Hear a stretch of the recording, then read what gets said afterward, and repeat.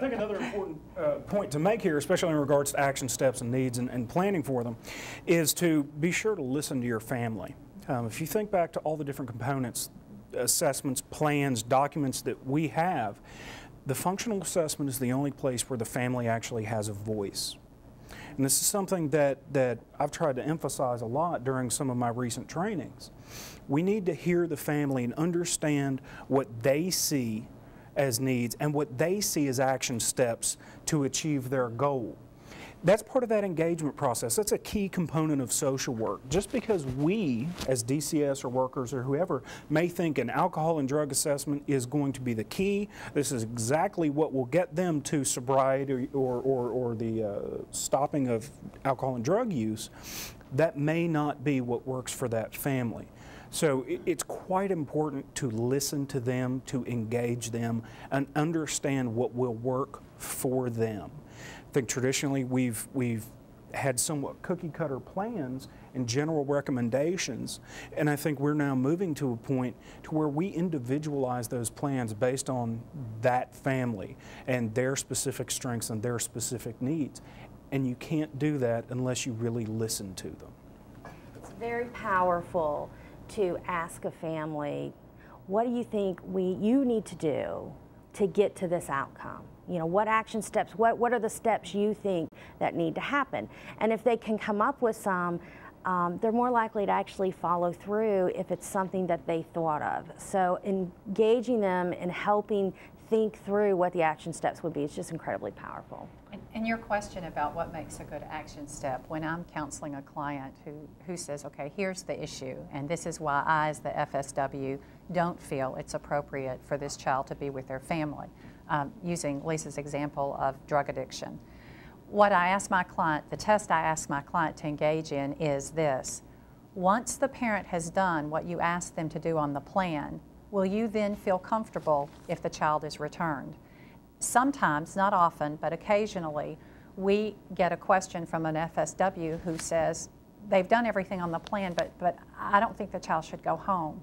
And we'll go back and look at the plan and say, it is because, as Lisa said, you put actions for them to do on the plan, but the plan didn't articulate in a way that the parent understood and the way the FSW wanted to express exactly what had to happen in order for that barrier to be removed and for you as the FSW to feel confident, or as confident as you can feel, that it's important or it is appropriate to recommend return of the child.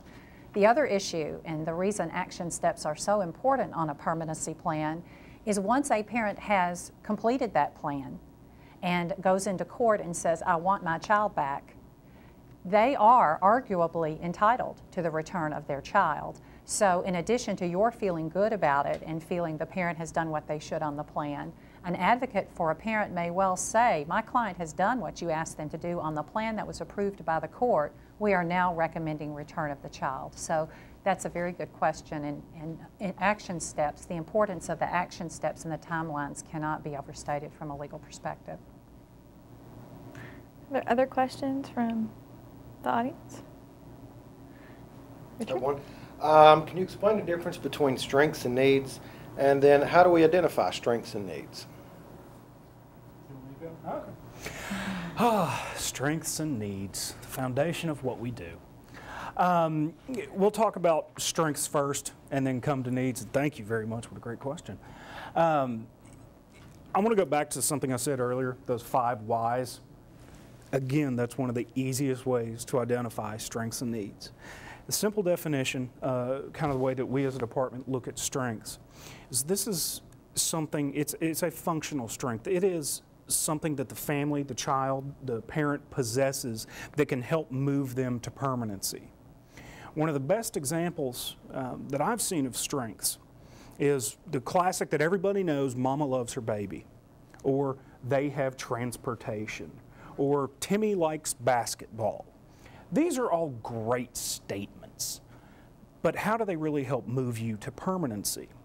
So I use myself as an example. If someone says, what's a strength? Well, I love my son. Well, how do we know you love your son? Well, because I get up 3 or 4 times a night. We go through colic, we go through everything else, and he's only 4 months old and now teething, but I still stay there every day. I take care of him. I help make sure, his health is maintained and he's as happy and healthy as he can be. That's how you know I love my baby. Again, traditionally, we would have stopped at, you love your baby. But a functional strength is showing how or why I would love my child. And again, it's something, those strengths are something that can help move you towards permanency. Another example would be a father that has a problem with alcohol. He comes home every day and drinks to the point of passing out. Yet, he gets up every morning and has gone to the same job for the past 10 years. He may have a problem, but look at that huge strength, that big functional strength of dedication to his job. We would have originally said father has employment, and that is a strength, and that's good. But ask those 5 whys of why is that important? How can we make this really work for this family? And as far as needs go, and when I think of needs, I think of barriers to permanency. And another kind of, I'll say, tidbit or something, when you write need statements, they actually don't have to contain the word need. You can easily say there is a history of domestic violence in the household. That's a need. That's problematic. That poses safety risks to everybody. But again, you need to understand why that's problematic. One of my favorite examples, the use of the 5 whys, is this poor alcoholic father abuses his children every day. Okay, well, why do you do that? Well, because I drink too much. Why do you drink too much? Well, because I don't have a job. Well, okay, why don't you have a job? Well, because I don't like filling out applications. Why don't you like filling out applications? Well, because I can't read. Traditionally, we would have said, Dad needs anger management. Dad needs A&D. This is what Dad needs. And never would have actually addressed that underlying need of learning how to read. So again, asking those questions, understanding the root or the underlying need that really is that barrier to permanency. To build off what Thomas said, starting with strengths, I love the concept of a functional strength, because the purpose of talking about strengths with a family, one is to help engage them. They know already when they're sitting at the table with you that DCS feels that they've screwed up, or DCS is judging them, and it's not a fun time for that family or a very empowering time for that family.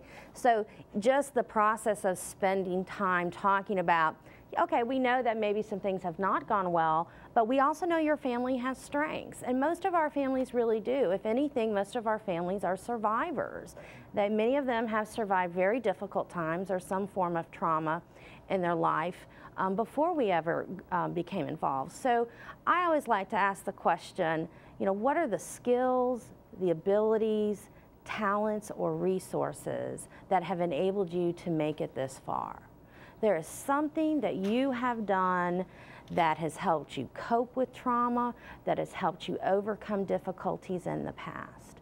So it's a very powerful question, because very often we have to lead or direct the conversation for our families to help them identify their own strengths, even the step beyond, well, I love my child. Well, what skill does it take to love your child? And Thomas gave some excellent examples of that.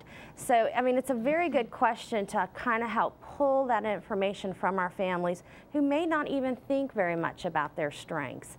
And it's very powerful and helps that engagement process if they believe you're sincere in believing that they do have some strengths, in addition to some problems, but they do have some strengths that they can use and that are useful.